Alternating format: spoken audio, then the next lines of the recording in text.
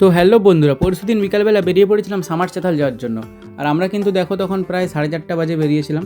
কিন্তু এই যে ওয়েদারটা দেখতে পাচ্ছ, ওয়েদারটা দেখে মনে হচ্ছে যেন কতই না কত মেঘলা হয়ে গেছে।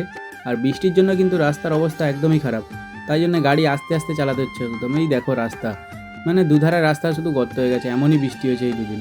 তারপরে তো আমরা ফাইনালি ওই সব পেরিয়ে আমরা চলে এসেছি আমাদের বালিপাতার ঘাটকে। আর এই যে আমাদের বালিপাতার ঘাট দেখতে পাচ্ছ, নদীতে বৃষ্টির জন্য একটু জলটাও বেড়ে গিয়েছে। আর আগে কিন্তু একদমই বালি দেখা যেত বেশ কয়েকদিন আগেই। আর এখানে কিন্তু এখন নৌকা বাগানো চলছে, যেহেতু বর্ষাকাল সামনে। তো আমরা কিন্তু বালিপাতার নৌকার ঘাট পেরিয়ে এখন চলে এসেছি আমরা বালিপাতার বাস স্ট্যান্ডকে। আর এই যে বালিপাতার বাস স্ট্যান্ড পেরিয়ে যেতে হবে সামার চাতাল। তো আমরা চলে যাচ্ছি এখন সামাটের দিকে।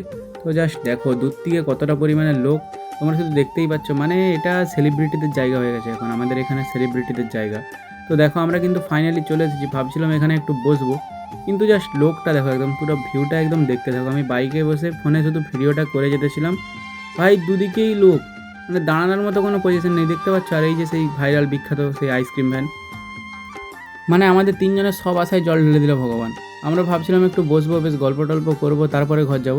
তো যাই হোক, আমরা কিন্তু সামার চাতাল থেকে পেরিয়ে এখন চলে যাচ্ছি অন্যদিকে। আরেকটা চাতাল আছে বালিপাতার পরে, এই চাতালটার আমি নাম জানি না, কিন্তু এইটাও কিন্তু ভালো, অতটাও খারাপ না, পুরো একই দেখতে, কিন্তু সেটা একটু বেশি বিখ্যাত। তারপরে তো আমরা এখানেই কিছুক্ষণ টাইম স্পেন্ড করে চলে গেছিলাম ঘর। তো চলো দেখা হচ্ছে পরে ভিডিও।